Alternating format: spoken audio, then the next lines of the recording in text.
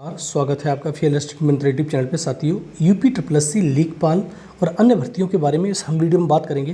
तो साथियों, चैनल पर अगर पहली बार आए हो तो चैनल को सब्सक्राइब करके रखो। ठीक है। तो साथियों, पहला एक बात करते हैं कि यूपी ट्रिपल से अगस्त में एक फाइनल रिजल्ट आने वाला है और आपके लिए महाखुशखबरी है। ये मैंने आपको पहले भी बताया था कि जो अगस्त है आपके लिए जो असिस्टेंट बोरिंग टेक्नीशियन है उसके लिए एक सुखद साबित होगा, क्योंकि उसका रिजल्ट जुलाई में आ जाना चाहिए था, लेकिन उनके जो कुछ लोग रह गए थे उसका डॉक्यूमेंट वेरिफिकेशन हुआ था, उसके चक्कर में जुलाई में रिजल्ट नहीं आया।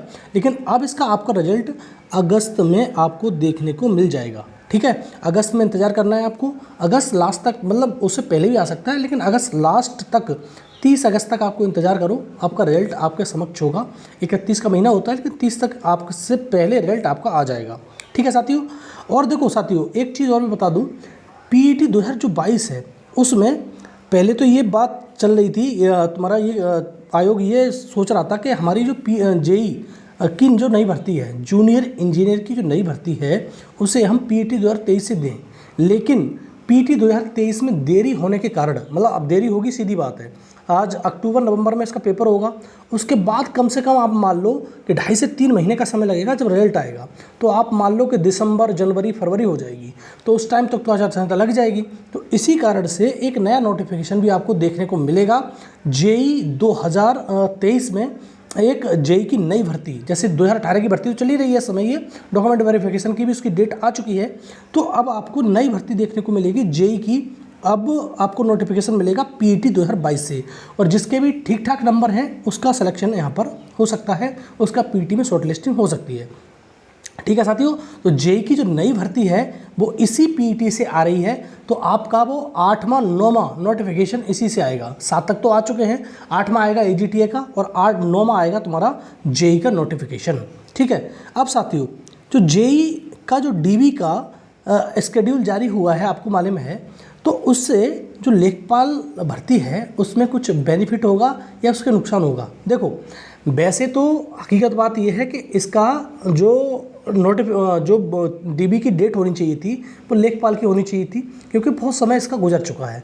लेकिन आयोग के बारे में कुछ कहा नहीं जा सकता, लेकिन एक इसका फंडा बिल्कुल क्लियर है कि इसकी वजह से ये तुम्हारा डीबी की डेट जेई की जारी हुई है। इसका सीधा सीधा मतलब है कि जो आपके सुप्रीम कोर्ट में और हाई कोर्ट में रिट लगी हुई हैं, जो केस हैं, उसके चक्कर में लेखपाल का स्केड्यूल जारी ना करके जेई का डीबी का स्केड्यूल जारी उन्होंने किया है। एक बात तो बिल्कुल एकदम क्लियर साफ शब्दों में समझ लो। और कल भी मैंने जब ये वीडियो बनाया था कि किसका स्केड्यूल जारी होगा, जेई का या लेखपाल का, तब भी मैंने बताया था कि जो झुकाव है वो लेखपाल की तरफ है, लेकिन जो अब इसका जेई का कर दिया गया है। लेकिन कुछ साथी ऐसे होते हैं, उनको सिर्फ गाली देने से मतलब होता है, उनको कोई मतलब नहीं है कि दुनिया में क्या चल रहा है, कि तेरे को कुछ नहीं मालूम, ये नहीं है, वो नहीं है। और कल भी मैंने बताया था कि आपका जो डीबी का स्केड्यूल किसी ना किसी का एक का जारी होने वाला है। लेकिन ऐसे साथियों से अनुरोध करता हूँ, या तो आप बहुत होशियार हो तो इस चैनल पर आने की कोई ज़रूरत नहीं है, अन्यथा की स्थिति में इस प्रकार की भाषा का प्रयोग मेरे चैनल पर मत करें। ठीक है साथियों। तो मैं आपको फिर आगाह करता हूं, क्योंकि कोई फ़ायदा नहीं है, जैसे तुम यूज़ करोगे फिर मैं यूज़ करूंगा, उसमें कोई दिक्कत नहीं है। तुम अपने माँ बाप को भी गाली देते होगे तो यहाँ आके गाली देते हो। ठीक है।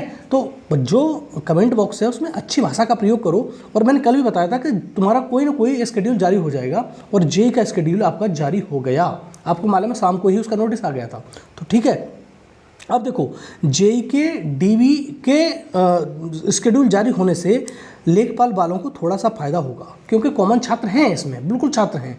कॉमन छात्र जो जेई में हैं 2018 वाले, वो इसमें लेखपाल में ज़रूर है, तो उससे फ़ायदा होगा। नुकसान तो कुछ नहीं होने वाला है, लेकिन इसका लेखपाल का पहले जारी होना चाहिए था, क्योंकि बहुत समय गुजर चुका है। 3 महीने से पहले इसका डीबी का रिजल्ट आ चुका था, इसके चक्कर में इसका नहीं हुआ, लेकिन इसका आ गया। कुछ भी सही, चलो किसी ना किसी का तो आया, और आपका जो डीबी है वो भी समय से निपट जाएगा।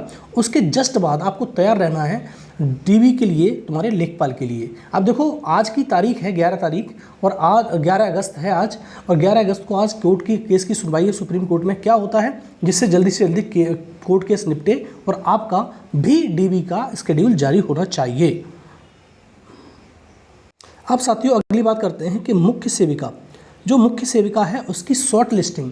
अब देखो मुख्य सेविका का भी बहुत दिनों से झंझट चल रहा था कि क्या होगा क्या नहीं होगा, क्या ये भर्ती कैंसिल होगी क्या नहीं होगा। अब लेकिन एकदम क्लियर हो चुका है, मुख्य सेविका की जितनी भी बहनें हैं उनके लिए जो शॉर्ट लिस्टिंग है वो अगस्त में ही देखने को मिल जाएगी और आपका पेपर अक्टूबर में निश्चित तौर पे परीक्षा आपकी हो जाएगी। तो आप तैयार रहो शॉर्ट लिस्टिंग के लिए। मैंने पहले ही बोला था कि 0 से जिसके नंबर 1 भी नंबर है 2 भी नंबर है सबका शॉर्ट लिस्टिंग में नाम आ जाएगा। तो इस महीने ही आपकी शॉर्ट लिस्टिंग संभवतः देखने को मिलेगी और आपका जो पेपर होगा वो अक्टूबर में होगा। अब देखो साथियों, कंबाइंड टेक्निकल की बात करें, कंबाइंड टेक्निकल 2016 वाले का मैंने पहले ही बताया था, कंबाइंड टेक्निकल 2016 वाले का रिजल्ट आपको सितंबर में देखने को मिल जाएगा। ठीक है, दोबारा सुन लो, कंबाइंड टेक्निकल का रिजल्ट, ये बैकलॉग की भर्ती है, 2016 की भर्ती है, 2016 की भर्ती का ये कंबाइंड टेक्निकल का रिजल्ट सितंबर में देखने को मिलेगा। एएसओ का रिजल्ट जुलाई में ही आना चाहिए था, लेकिन इसमें कुछ पेच फंसने की वजह से ये रिजल्ट नहीं आया। एएसओ के छात्रों ने प्रदर्शन भी किया था और एएसओ के छात्र मुख्यमंत्री जी से, जो उप मुख्यमंत्री जी हैं ब्रजेश पाठक जी, उनसे भी मिले थे और ज्ञापन भी सौंपा था, लेकिन उन्होंने आश्वासन दिया, लेकिन हर कोई देता है आश्वासन कि आपका रिजल्ट बहुत जल्दी आपके समक्ष होगा। तो ऐसा कुछ हुआ नहीं, लेकिन हाँ देखते हैं, इनका भी रिजल्ट आना चाहिए बहुत जल्दी से। दूसरा, वीडियो री एग्ज़ाम की साथियों बात करते हैं। वीडियो री एग्ज़ाम रिजल्ट आपका नवंबर में या अक्टूबर में लास्ट में देखने को मिलेगा, उससे पहले रिजल्ट देखने को नहीं मिलेगा। आप नवंबर मान के चलिए, नवंबर में आपका रिजल्ट देखने को मिलेगा और जो डॉक्यूमेंट वेरिफिकेशन होगा वो लगभग दिसंबर या जनवरी में स्टार्ट हो पाएगा इसका, उससे पहले नहीं हो पाएगा। और देखो अब जैसे जेई के डीबी की डेट जारी हो गई, तो लेखपाल के डीबी की डेट कब जारी होगी इसके बारे में कंसर्न है लोगों को। तो आप मान के चलो जैसे ही इसका जेई का जो डॉक्यूमेंट वेरिफिकेशन वो समाप्त होगा तो आपकी जो डेट है लेखपाल वालों की वो जारी कर देगा तुम्हारा आयोग। अगर देखो अब ऐसा लग रहा है कि आयोग अपने जो यूपीएससी परिसर है उसमें ही कराने की कोशिश कर रहा है, क्योंकि अब देखो कैपेसिटी उसकी 200 थी, अब उसने 320 कर दी, 160 फर्स्ट शिफ्ट में 160 और सेकंड शिफ्ट में 160, 320 छात्रों को बुला रहा है। तो इसी प्रकार से इसकी कैपेसिटी जो तुम्हारी यूपीएससी है उसमें 400 लोगों को बुला ले, क्योंकि मुझे लग रहा है कि इसका डीबी कहीं और कराने के मूड में नहीं है, लेखपाल का भी वो यहीं कराएगा। तो 400 के हिसाब से आप अंदाज़ लगाओ, मान लो 28,000 लोग हैं, 28,000 समथिंग मानो, 27,455 है, 28,000 में मैं मान रहा हूँ कि 400 लोगों का डीबी लेखपाल का शेड्यूल जारी करेगा। तो अगर बाहर नहीं कराएगा तो अपने में यूज़ कराएगा। तो देखो 4 सत्ते 28, तब भी 400 लोगों के हिसाब से 70 दिन बैठ रहे हैं, मतलब 2 महीना 10 दिन। तो इसका डीबी अगर खुद में कराएगा तो कम से कम 2-2.5 महीने गए इसमें, क्योंकि हर रोज़ तो हो नहीं जाएगा, कुछ छुट्टियाँ पड़ जाएंगी। लेकिन बाहर कराएगा तो ये 30 से 40 दिन में इसका डीपी निपट जाएगा, फिर जल्दी इसका हो जाएगा। लेकिन अगर खुद से ऐसे करा रहा है जैसे जेई का डीबी की डेट जारी हुई है उसके अकॉर्डिंग, तो वहीं कराएगा यूपीएससी में ही, मतलब यूपीएससी भवन में ही, पिकअप भवन में ही, तो फिर इसका कम से कम 70 दिन लगने वाले हैं। कैपेसिटी कितनी बढ़ा ले, 400 से ऊपर नहीं ले जा सकता, क्योंकि इसकी कैपेसिटी है ही नहीं।